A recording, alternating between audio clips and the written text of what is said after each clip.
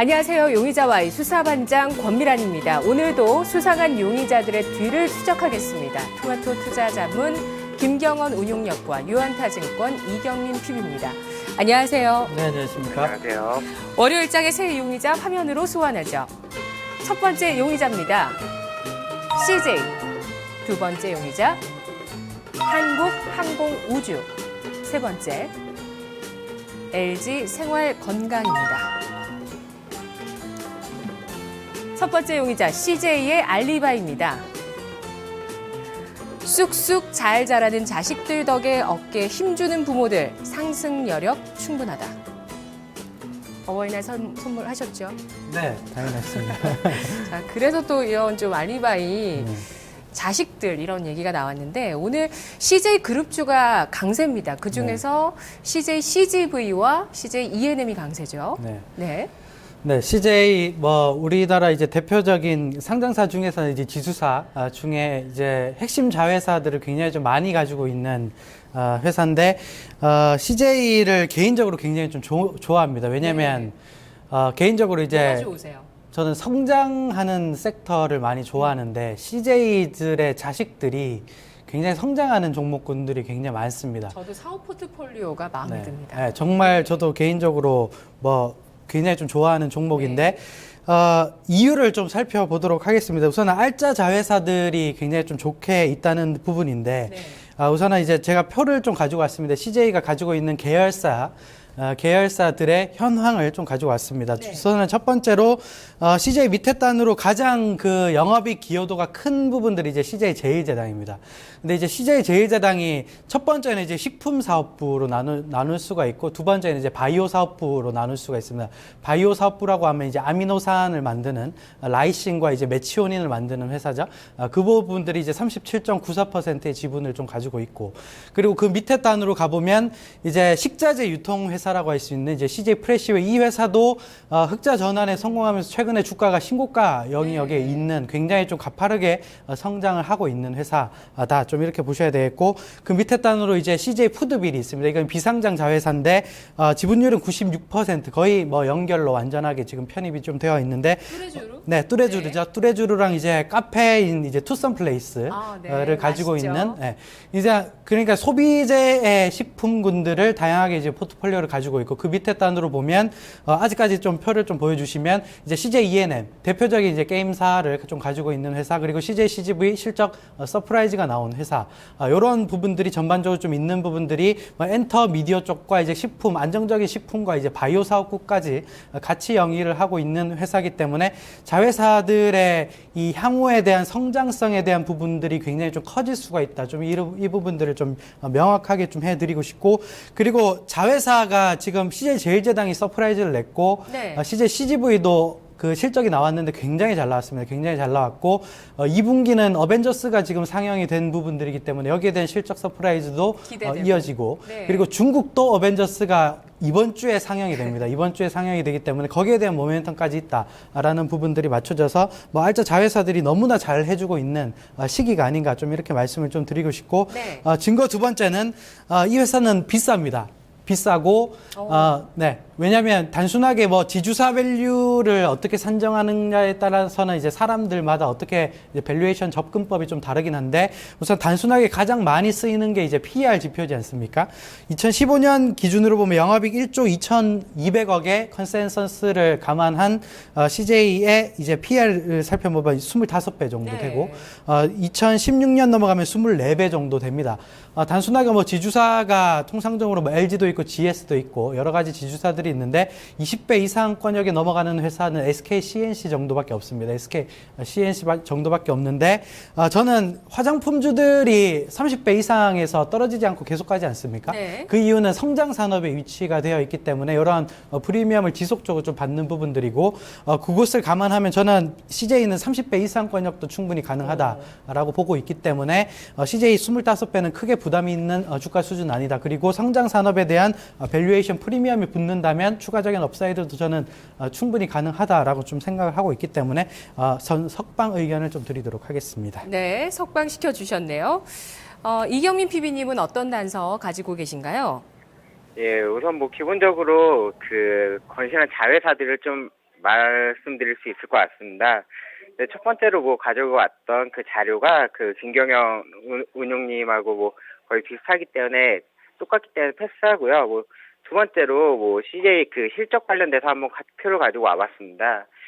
이번에 1분기 실적 나오고 2분기 실적과 뭐 굉장히 좀 잘 나올 것 같다라고 이야기 나오고 있습니다. 일단 확인을 해보면 뭐 식품이나 생명공학 쪽, 뭐 CJ 제일제당 쪽에서 좀 굉장히 좀 잘 나오지 않을까라고 판단 들고 있고요.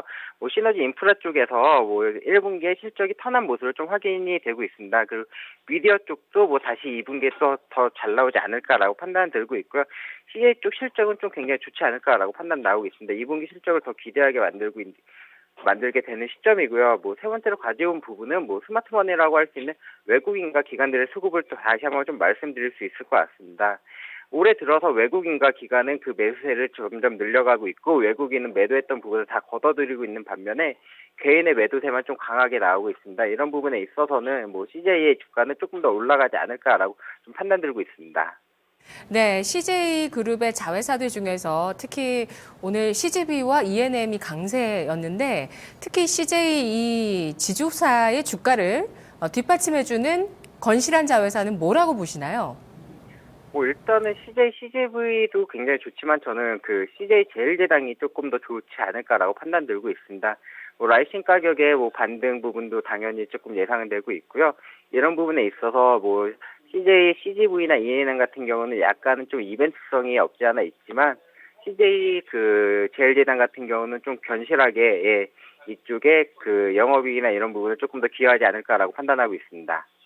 어떤 쪽 더 기대하세요? 네. 그 CJ는 CJ 제일제당이 가장 영업이익 기여도가 크기 때문에 저는 라이신 가격이 거의 지금 바닥에서 안정돼 있기 때문에 이 상태에서도 CJ 제일제당이 지금 서프라이즈 실적을 냈는데 이게 올라오면 오히려 더 크게 상승할 수 있다라고 보기 때문에 네. CJ 제일제당과 더불어서 CJ 같이 모멘텀을 좀 받을 수 있다라고 좀 보고 있습니다. 제일제당 때문에 CJ가 오른다고 보시는 거예요? 네, 그렇죠. 알겠습니다. CJ 수사 결과 정리하겠습니다. 건실한 자회사 CJ 제일제당을 비롯해서 CJ CGV와 CJ ENM까지 1분기 실적 그리고 앞으로에 대한 기대감을 현재 받고 있는 구간입니다. 잘 자란 자식들 덕에 어깨에 힘준다, 진실이다, 상승 여력이 있다. 두 분 모두 진실이라고 판단을 해주셨는데요. 실적과 수급 역시 긍정적이고 밸류에이션도 충분히 더 고평가를 받을 만하다라는 관점에서 두 분 모두 얘기를 해주셨네요. CJ 두 분 모두 석방해 주셨습니다. 이전에 4월 14일에 CJ CGV 수사도 한번 진행했었는데 김용학 대리가 석방을 시켜주셨는데 그때 목표주가 8만 원이거든요. 더 올라갔습니다. 네, 석방된 CJ 그들의 주가 주목해보죠. 두 번째 용의자입니다. 한국항공우주. 그가 말하는 알리바이. 독점적 지위를 통한 수주 전망 긍정적 매수 관점 유지. 네, 정말 혼자 있었던 그 독특한 섹터였는데 아스트가 가세를 했고 아스트도 참 잘 가고요. 그렇죠. 한국항공우주는 정말 PR이 더 높습니다. 그렇죠? 네. 네. 오늘 그 세 종목의 특징이 네. 비싼 종목들입니다. 근데 네. 저는 그 밸류에이션으로 주식을 투자를 하는 관점이지만 성장이 시작되는 그러니까 본격화되는 업체들은 밸류에이션 높은 건 크게 신경 쓸 필요가 없습니다. 왜냐하면 시간이 지나면서 그 밸류에이션을 낮춰주는 회사들이기 때문에 왜냐하면 실적이 계속 성장하지 않습니까? 그런 회사들은 당장 지금의 밸류에이션이 좀 높다고 두려워할 필요는 없다라는 말씀을 좀 드리고 싶은데 한국항공우주도 저는 좀 마찬가지 입장이라고 좀 봅니다.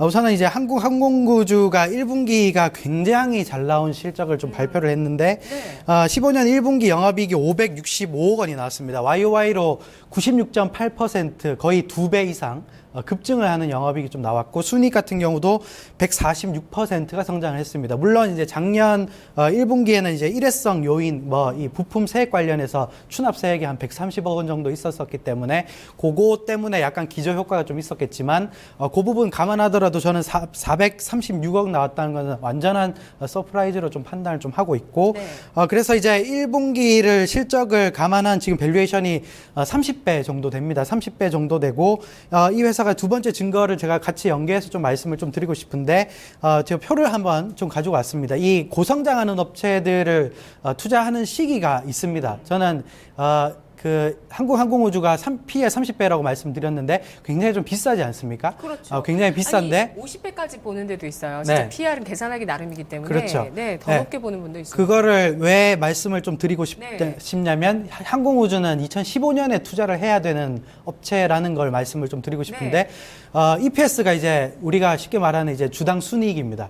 그러니까 순이익에서 그 주식 발행 주식 수를 나누면 이제 이 주당 EPS가 나오는데 EPS의 증가율이 가장 큰 연도가 있지 않습니까? 네. 그러니까 2015년도에 EPS 증가율 속도가 70%가 올라갑니다. 그러니까 2013년도 20%, 2014년도 20%까지 올라왔다가 2015년도가 실적이 급성장하는 원년이라는 거죠. 그래서 네. 이 회사가 지금 정확하게 이제 31.9배 PER을 좀 받고 있는데 2015년 내내는 저는 충분히 매매해도 된다. 왜냐하면 2015년 내내 아마 서프라이즈를 낼 것이기 때문에 지금 실적 추이로 보면 그렇게 본다면 단기적인 이 밸류에이션 부담은 2015년 말 정도에 가면 충분히 희석이 될 수 있다. 좀 이렇게 판단을 좀 하고 있고 네. 그러한 관점에서는 저는 이 회사는 무조건 사도 된다라는 생각을 좀 가지고 있고 나중에 2016년 되면 PR이 24배로 쭉 떨어지게 됩니다. 그게 2015년 EPS가 가장 크게 올라오기 때문에 네. 그런 효과가 발생을 하는 것이기 때문에 이러한 종목군들은 충분히 매매를 해야 된다. 좀 이렇게 말씀 좀 드리고 싶습니다. 네, 그런 사실을 상반기 내에 알려주셔서 감사하네요. 네, 네. 네. 자, 이경민 PB님, 그 한국항공우주가 고 PER 주이기 때문에 PR이 높기 때문에 하지만 수주도 잘 되고 있고 실적도 정말 우량하게 성장하고 있고 그래서 실적 수주 가시성이 높으니까 PR이 높아도 투자를 해야 된다고 봐야 될지 아니면 요즘 버블 얘기가 많기 때문에 고 PR은 무조건 피해야 된다고 봐야 될지 이거 질문 드리고 싶었는데 말끔하게 앞서서 또 해소를 해주셨고 이경미 PB님은 어떤 단서로 또 설명을 해주실 건가요? 예, 뭐 우선 1분기 어닝 앞서서 말씀하신 것처럼 굉장히 어닝 서프라이즈가 좀 많이 나왔죠. 그 부분을 좀 살펴본다라고 하면 뭐 수출용 그 FA50이라고 하는 전투기 양산 부분에 있어서 안정성도 좀 많이 됐고 수익성도 굉장히 좀 좋아졌습니다. 이런 부분에 있어서 1분기 매출이 굉장히 좀 많이 좋아졌고요. 2분기에 좀 대규모 수주가 있지 않을까라고 예상되고 있습니다. 뭐 국내 자체 뭐 개발한 뭐 사업 구조나 이런 부분도 좀 2분기에 다시 나올 수가 있고요. 그다음 2분기에 그 LAH라고 하는 무인 그 헬리콥터 쪽 부분이 다시 한번 좀 나올 수 있다라고 좀 보여지고 있고요. 두 번째로 KF-X라고 하는 그쪽 한국형 전투기 개발 사업 부분에 있어서 좀 수주가 굉장히 좀 좋게 나올 것 같습니다. 국내 군수 항공기 분야에 좀 독점적인 지위를 가지고 있고요. 아스트 같은 경우는 동사에서 분사돼서 나오는 회사로 거의 제가 보기에는 거의 독점이라고밖에 볼 수가 없거든요. 예, 그래서 이런 부분에 있어서 뭐 실적이 지금 뒷받침해주고 있고 어닝도 나오고 있고 순이익도 좋아지고 있는 시점에서 고 PER 뭐 단기적인 그런 밸류 부담은 지금은 그것보다는 성장성에 조금 더 투자해야 될 때가 아닌가라고 저도 판단하고 있습니다. 네, 알겠습니다. 한국항공우주 수사 결과 정리하겠습니다. 일단 PER이 높습니다. 그래서 비싼 주식이라고 볼 수 있는데요. 하지만 어닝 서프라이즈와 대규모 수주가 지속될 것이다. 성장에 투자할 만한 주식이다라는 부분들 여러 가지 단서로 두 분 모두 가지고 와주셨고요. 특히 EPS 증가 폭이 올해 그 전후로 2년을 봤을 때 올해 가장 크다는 점에서 특히 지금이 매수의 적기가 될 수 있다는 이야기까지 나왔는데요. 자, 우리가 찾던 석방시켜줄 수 있을 만한 용의자였던 것 같습니다. 한국항공우주 석방시켰습니다. 우리 PD님이 주로 종목을 골라주시는데 이 센스에 또 우리 시청자분들 놀라셨네요. 자식들에게 어린이날에 장난감 사줄 돈으로 사줄 수 있을 만한 주식들 다 골라오신 것 같은데요. 라고 글을 써주셨는데 세 번째 용의자 그도 과연 그럴까요? 만나보시죠. LG 생활건강입니다. 중국의 강력한 경기 드라이브 화장품주 포트에 꼭 편입하자. 금리를 계속 인하하는데 진짜 자주 인하를 하고 있어요. 근데 이게 강력한 경기 부양 의지인 건 알겠는데 그만큼 중국 경기가 안 좋은 건 아닐까? 이런 얘기를 하시는 분도 계십니다. 네. 자, 화장품주 어떻게 봐야 될까요? LG생건. 네. 네. 아까 금리 얘기를 해주셨으니까 네. 금리가 떨어진다는 것은 이 중국 경기가 안 좋다는 거를 말하지 않습니까? 그러니까 돈을 푸는 거지 않습니까? 근데 이제 중국 경기가 안 좋은 거는 경기 민감 섹터, 그러니까 그 성장을 해야 되는 섹터들 네. 있죠. 그러니까 뭐 철을 만들다거나 아니면 뭐 건설을 해야 된다거나. 근데 이제 소비 섹터들은 금리와 크게 연동이 없습니다. 왜냐하면 금리 같은 경우는 내수에 대한 부분, 그러니까 내수 성장이 나오는 부분들은 꾸준히 이 소득이 올라가면서 올라가는 부분들이고, 금리 같은 경우는 국가의 성장성, 그러니까 국가의 GDP가 떨어지게 되면 금리를 내리는 수순들이 많이 나오는데 그런 부분들이고, 그래서 소비 섹터는 금리와 크게 연동이 없다. 왜냐하면 금리가 떨어진다고 우리가 세수를 해야 될 것, 뭐 화장을 해야 될 것을 화장을 2번 하지 않고 뭐 화장을 덜 하지 않고 이렇지 않기 때문에 필수 소비 섹터 같은 경우는 그러한 이제 모멘텀에 크게 노출이 되지 않는다라는 것을 좀 명확하게 말씀을 좀 드리고 싶고, 네. LG 생활 건강 같은 경우는 뭐 단순하게 보면 저는 이 화장품 프리미엄은 계속 된다라고 좀 보고 있습니다. 1분기에 너무 핫했거든요. 네. 이게 근데 계속될까요? 네, 근데 저는 오히려 네. 지금 LG 생활 건강 사기 굉장히 좀 적절한 타이밍이라고 보는 게, 화장품주들 최근에 이 조정을 많이 안 받았는데 화장품주 중에서 그렇죠. LG 생활 건강 상대적으로 좀 많이 빠졌습니다. 그렇죠. 저는 지금이 오히려 매수 적기라고 보고, 네. 화장품주들의 밸류에이션 논란은 저는 당분간은 사그러지지 않는다. 왜냐하면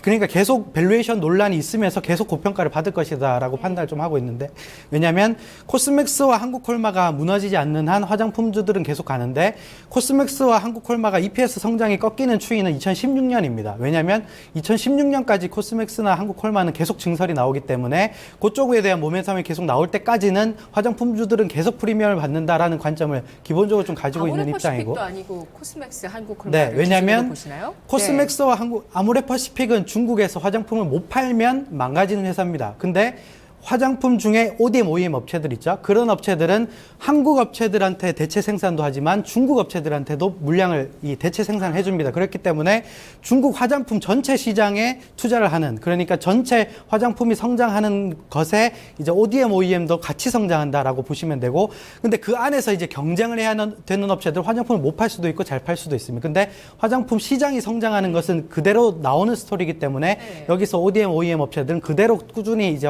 중국 화장품 시장과 규모 파이의 성장과 맞춰서 성장을 하기 때문에 그런 스토리가 나오는 겁니다. 그래서 LG 생활건강 같은 경우도 지금 뭐 밸류에이션이 화장품 내에서는 가장 쌉니다. 왜냐하면 이 생활용품 사업과 음료 사업이 좀 있기 때문에. 근데 2015년 1분기 기준으로 화장품 사업부가 이 음료와 이 생활용품의 영업이익 기여도를 넘어섰습니다. 넘어섰기 때문에 이제는 어떻게 보면 화장품 업체로 좀 바라봐야 되는 업체이지 않을까, 좀 이렇게 말씀을 좀 드리고 싶기 때문에 전반적으로 이 숫자로 내주고 있는 화장품 중에서는 LG 생활건강 충분히 매수하셔도 된다라고 말씀을 네. 좀 드리고 싶고, 증거 두 번째는 이제 면세점 매출이 급성장하고 있는 부분들인데, 우선 제가 표를 좀 가지고 왔습니다. 영업이익 쪽에서 이제 화장품 쪽의 영업이익이 굉장히 좀 많이 올라오는 것을 좀 볼 수 있는데, 위에 네모 박스를 좀 보시면 작년 1분기에 화장품 쪽의 영업이익 670억이 나왔습니다. 근데 올해 1분기에 1000억을 돌파를 했습니다. 거의 뭐 40% 이상 급성장이 나온 부분들이고,